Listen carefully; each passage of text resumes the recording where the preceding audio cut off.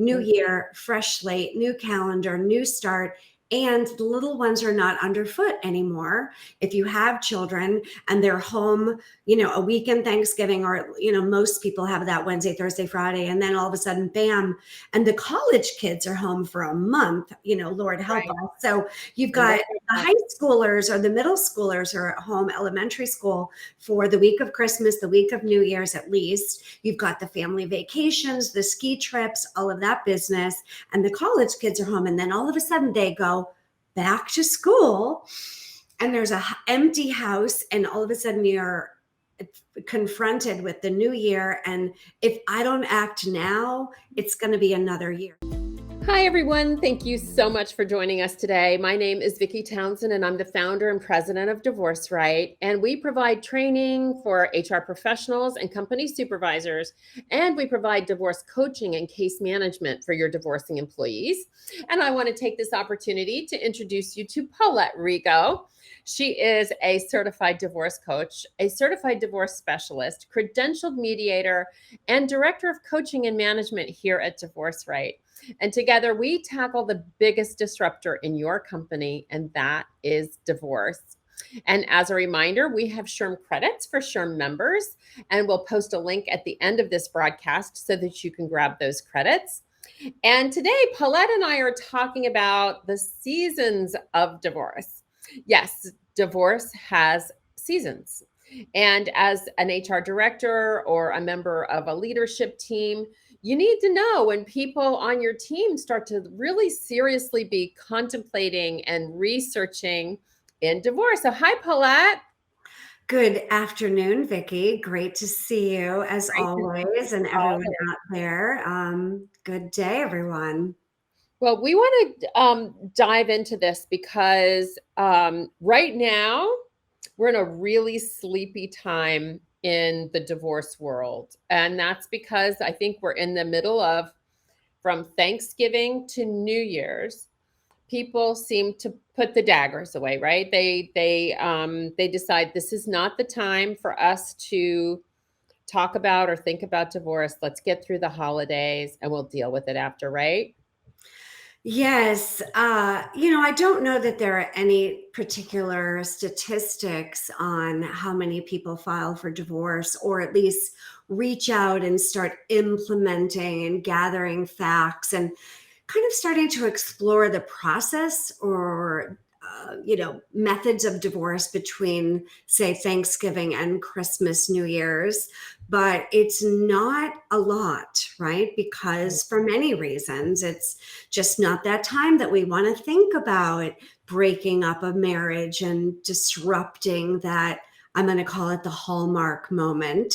No disrespect, Hallmark, but we know what we mean. So it's that picture perfect time in life between Thanksgiving to Christmas to New Year's, where there's a lot of family gatherings and there's a lot of company events and social events that we attend. And most people kind of put it on the back burner because it's a very busy time with work, wrapping up projects, family gatherings, travel, gift giving. Everyone knows what I'm talking about, right? It's that busy, busy time of year. And the last thing most people think about, at least externally, is, okay, now's the time I'm going to implement divorce. It just typically isn't. And many of the attorneys also take time off. They're people too. And the courts are a little slower because, well, the courts also take time off too. So it's kind of a triple whammy with the professionals, the courts, and life in general. It's a very slow time traditionally. Yeah, the families. And I think most of all, I think that, and we'll talk about that when we talk about the 3 times of year that the Google results spike, and we're coming up onto one which is people call January divorce month, and I was honored a couple of years ago to be quoted in the New York Times about an article about how January is divorce month. And what's really interesting is that pretty consecutively or consistently, the Monday after the New Year's Day has the highest search for the word divorce in Google. And why is that? So I think just exactly what Paulette had said was that everybody kind of calms down. They get they're done. That the tree is down now. That the kids are back in school, and I really feel that children have a lot to do with this, and we'll talk about that as we talk about the 3 seasons, because we're about to go into the first season, which is January. And that Monday after, in this particular year, that Monday is literally the day after New Year's. So that's going to be a federal holiday and likely a paid day off for most people. So this research this year will likely be done instead of doing it at work. It will be interesting to see if it's done at work or at home, if they wait until they go back to work to do that on, a work machine, a work computer. But I believe that it's because the kids have gone back to school. What do you think?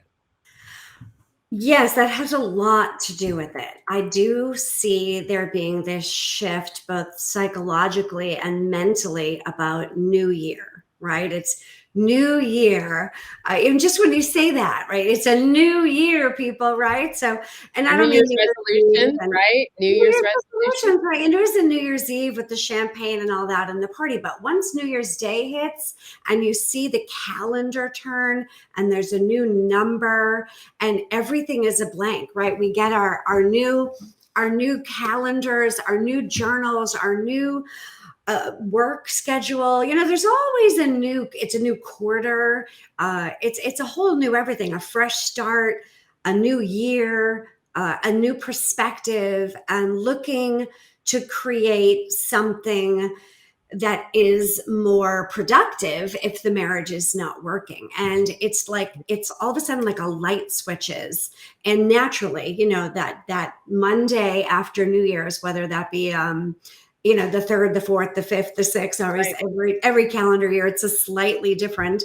So like you said, this year it just happens to be a Monday. But in my situation, it was January that we went to mediation. I think it was actually January 11th, if I remember correctly, and then that failed.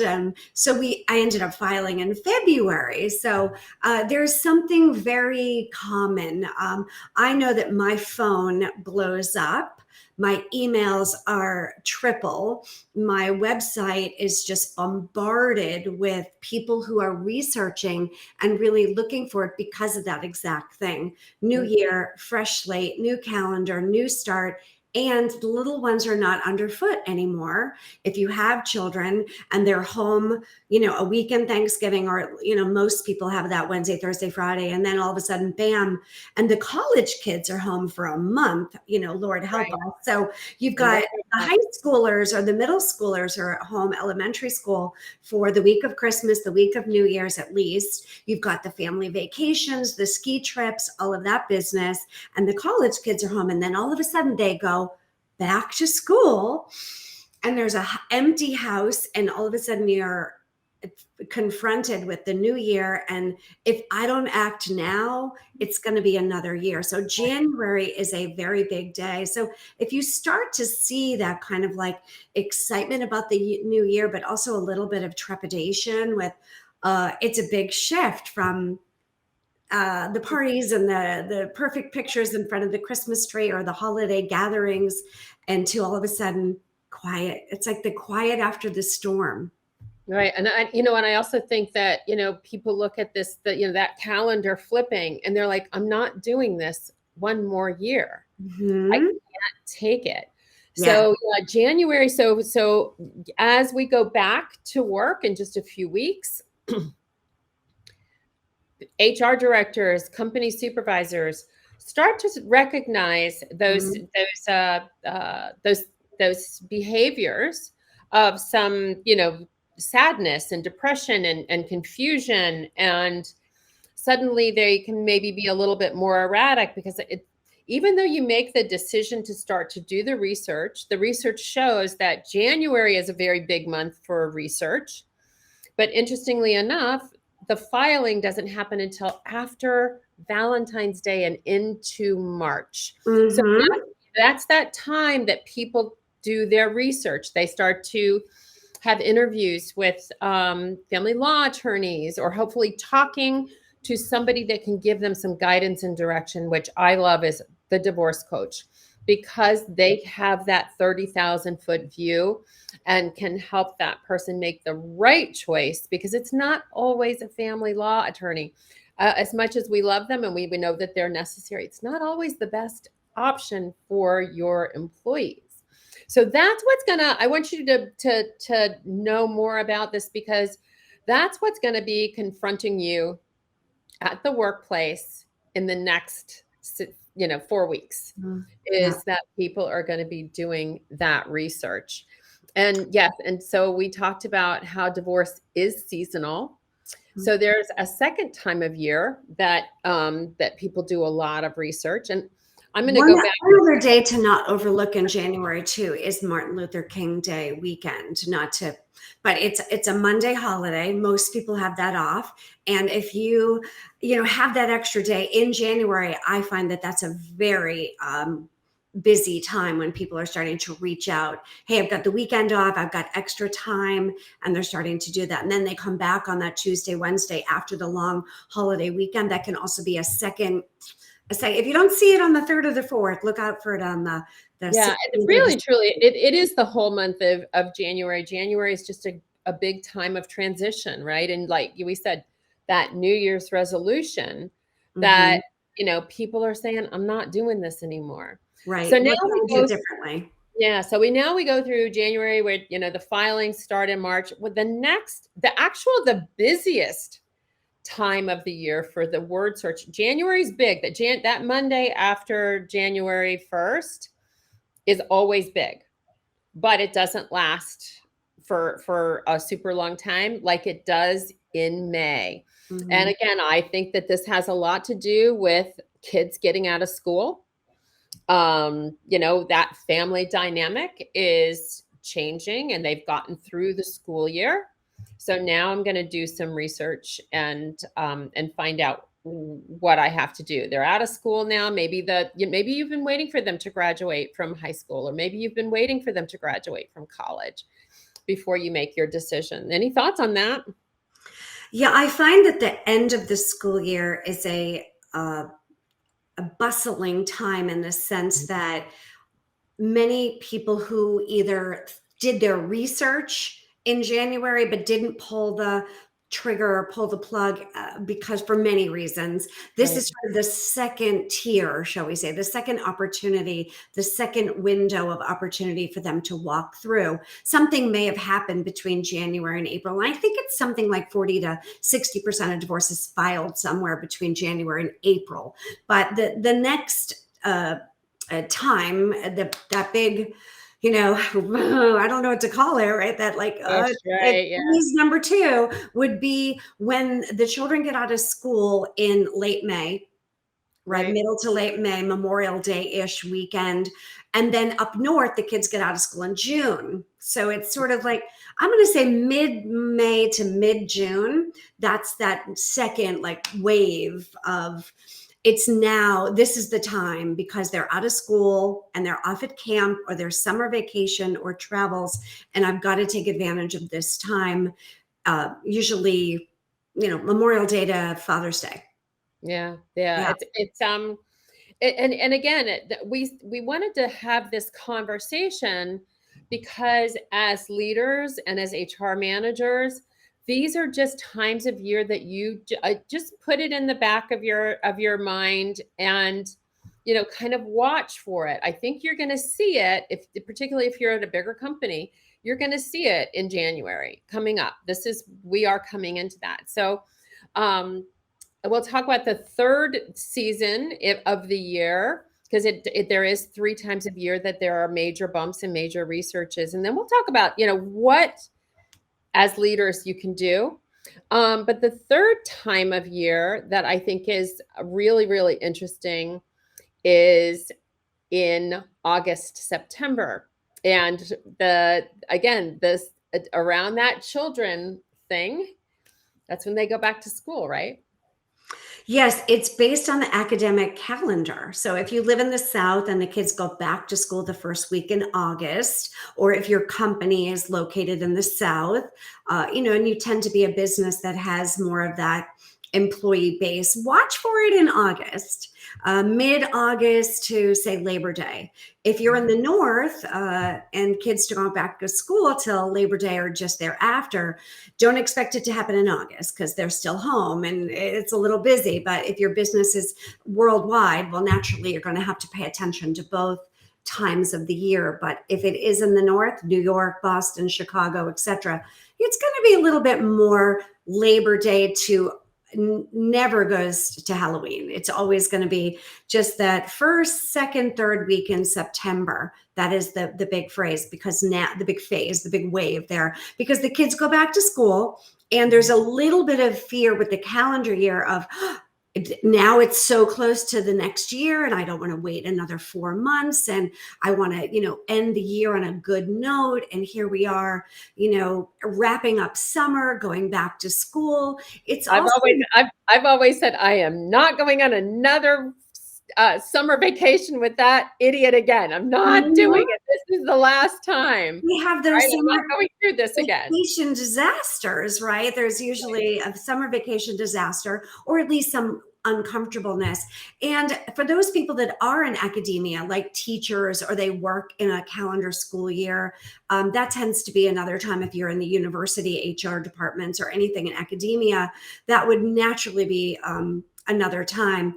The fall also tends to be in many ways sort of another feeling like it's a new year, because it is like you can even buy academic calendars, right? So some people buy July to July and they don't buy January to January, because if you've got children, and many divorces do, and most employees at some point are going to have children, they kind of work through that academic calendar mindset of, oh, new year, sixth grade, seventh grade, eighth grade, and it always is September to June. So we don't always think about January intellectually as being the new year. So the second new year is pretty much September 1st. Yeah, Yeah. it's a new year. To your point, it's a new year of sixth grade. It's a new year of their senior year. It's a new year of the last day Right. of college. All of those things, and so I really believe that people are using these milestones as, like I said, I'm just not taking another uh, summer vacation with that idiot again, or in the school year is over and thank God we got through it. I always said that I was going to wait until the kids are out of school, so that's May. And then of course, as we're coming into a new year here in just a couple of weeks, where families are making New Year's resolutions, and it's not going to be, I'm not doing these holidays with this guy or this girl one more time. I can't take it. And it's those types of benchmarks. So what are some of the other, you and I have talked about, some of those hallmark moments, but there are other times and other things that kind of get people going and moving. Why don't you tell us about a few of those? Well, the patterns that I see with those little benchmarks, right? Those little the things to notice, particularly in this conversation with employees and calendar years and time of years, and it's going to vary differently according to the family. But I notice it's those traditional family gatherings that there's a pressure to stay status quo, right? So for some families, if you hear that there's a wedding coming up, they're going to hang in there until the wedding's done. And then it will be, oh, that's over. Okay, now I can move forward with it. Or those, as you said, we call them hallmark moments. You walk down the aisle and you see all the cards, right? So it's New Year's. And then Valentine's is a big one, oh, there's so much romance, and it's just such an emotional time for connection. And February isn't that far away from January, that, hey, if I missed out on the opportunity for January, I don't feel like I missed out I'm not too far behind, right? So I'm gonna wait until after. I'm gonna wait until wait after. till after Valentine's Day. And then March is kind of a funny month. I mean, what do we've got? St. Patrick's Day. There's not a lot going on It's a March. big And month for filings, though, by the it's way. March, I have I to think I say, believe March is the biggest month, I biggest have to filing. agree. Yeah. Yeah, late February, March, and early April, right before you get into the Easter, Passover, April vacation. That's another time where there's a let's just status quo and hold tight because it's going to be a family gathering. So, anytime that there's tradition or family gatherings or events, graduations, weddings, reunions, family vacations in a family where you have an employee that perhaps in the past that there's been a little bit of conflict, and don't be surprised if right after that graduation or right after the kids go back to school or right after the wedding or right after the youngest one goes off to college, that's another time. I always call it staying together for the children. I Right. don't know that that's on the calendar, but when you see that senior graduate in June and they're going off to college in August or September, Right. woo, that's almost as big a time as January, because now both of the parties are looking at each other like, it's just us. What are we doing? And the elephant in the living room is now a conversation that the two parties have been procrastinating about. So it is And by the way, the court system is actually kind of slow in the summer. I know that that's, obviously very slow. that's the time that family law attorneys are, taking their vacations because they know that their families are taking their vacations, and then when they're Mhm. done with it and they're up to here and they've had enough, their phones start to light back up again. Right. I So mean, the court systems are very cyclical too. So most people have done a little research about that. If they've talked to an attorney and they've started to look at the process and research a little bit more, they might have a conversation with an attorney in December or October, November, December, doing a little planning. And what's the first thing they hear from the attorney that they're interviewing is, oh, I take that week off, or I don't see new clients or entertain new clients during the week of Christmas or the week of New Year's, because they have families too and they take vacations. But my observation in all the years of me doing this work would be that 4th of July, the pretty much July is a done deal with not doing much of anything, right. because the courts are on vacation. Most people in the courts as financials and attorneys like to take the July off. So Yeah. I wouldn't think of, besides Christmas week or Thanksgiving week, my third least calendar, for you to notice that this would not be the week that they would be filing or doing anything grand. The courts, and 4th of July is a quiet month in court. Yeah, it is. It is indeed. And trust me, if there were families interested in filing and interested in having those conversations, the family law attorneys would definitely be in their offices. So there is a reason for that.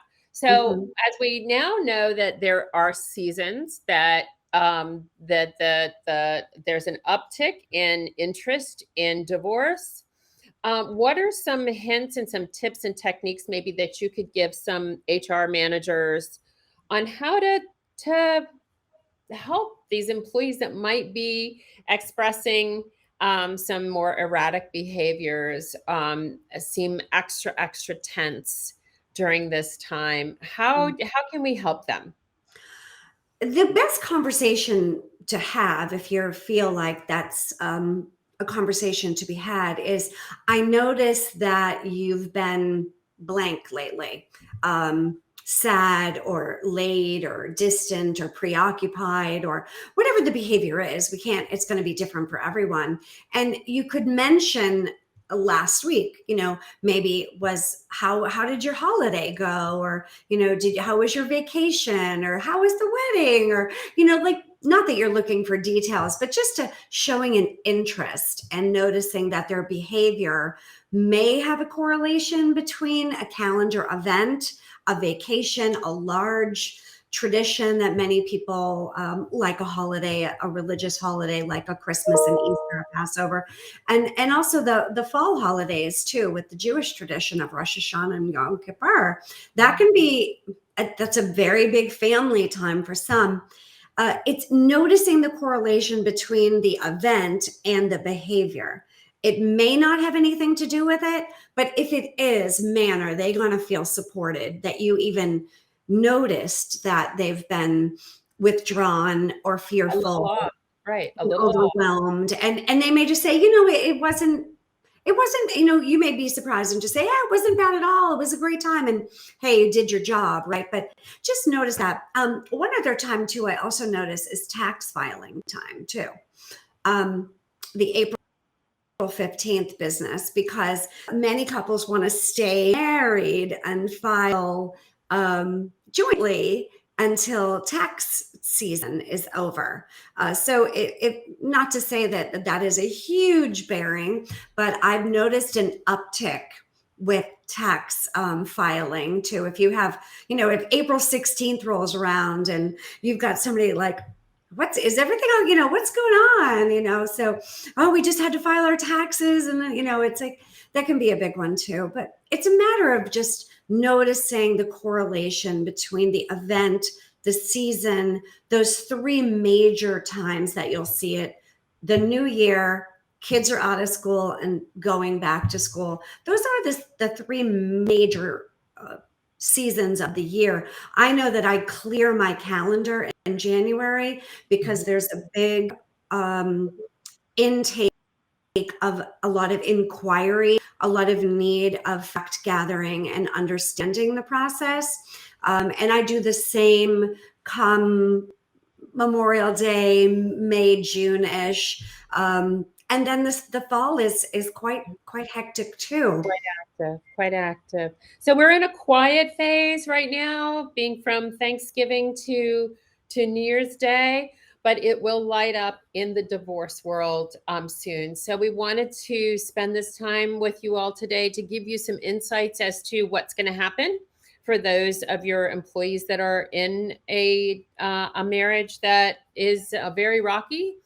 And this is going to be something that comes up. So we wanted you to be aware and hopefully have some tools that that you can use. And I want to remind everybody that below in the chat box, if you are a member of SHRM, we have SHRM credits each and every week. So we hope you'll take advantage of that and go to the forum.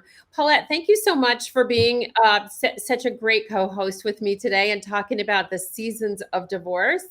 And to everybody, we look forward to talking to you each and every week about how to make divorce better for your employees at work as they go through them.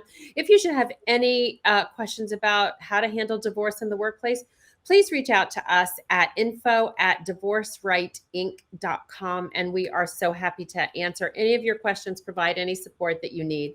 Bye-bye for everybody for now, and we will see you next week. Bye, Paulette. Bye.